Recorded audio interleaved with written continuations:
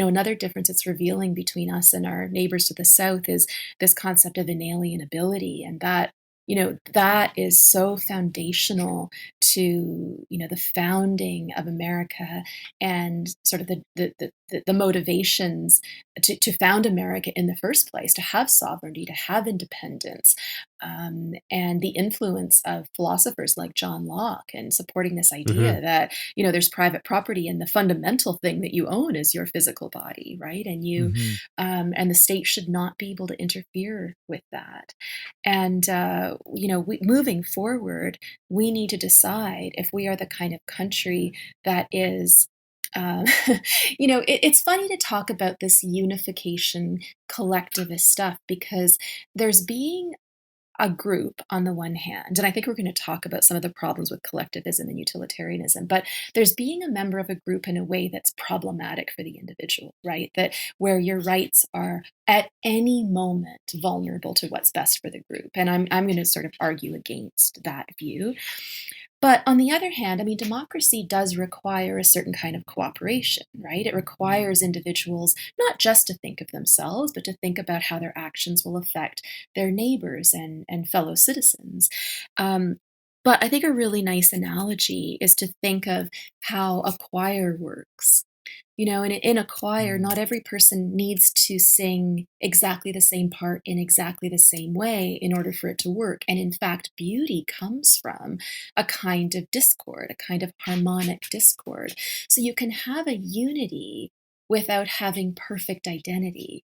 You can allow for diversity and disagreement and a multiplicity of religious views and moral views and different vocations and different ways of raising your family. You can allow for that in a democracy. And if we slide into the view where we expect people to live exactly the same way, believe exactly the same things, we don't have a democracy anymore. We have a socialism, as you've said, and that's not what our country's been built on. If we're collectively going to make the decision that we're going to become a socialist society now, then, well, all right, we need some referendums, and I guess we need to start electing the people who are going to lead us there, which I think we just did in September. But anyway.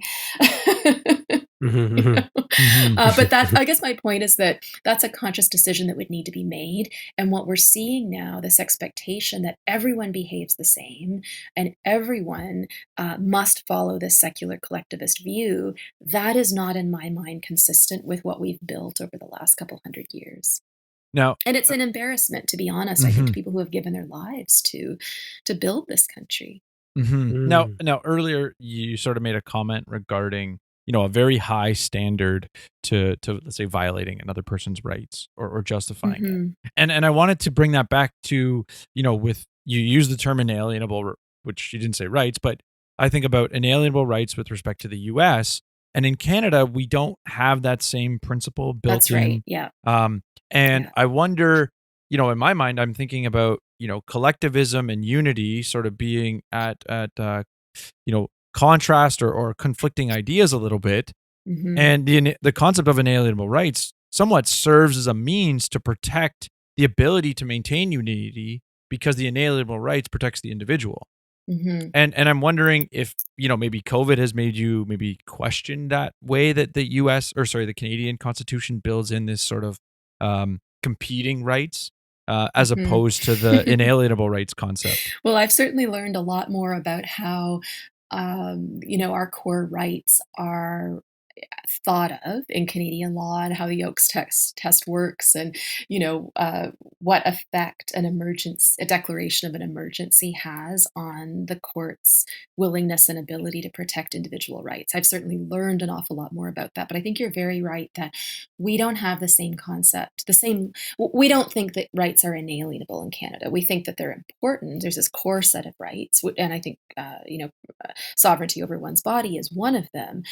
But if it can be shown that protecting those individual rights comes at risks the group, then our courts seem to be quite willing to disregard and infringe on those core rights.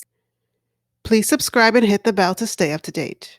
If you liked or disliked the snippet, give it a like and share your 2 cents with us in the comment section. And remember, 6 cents makes change.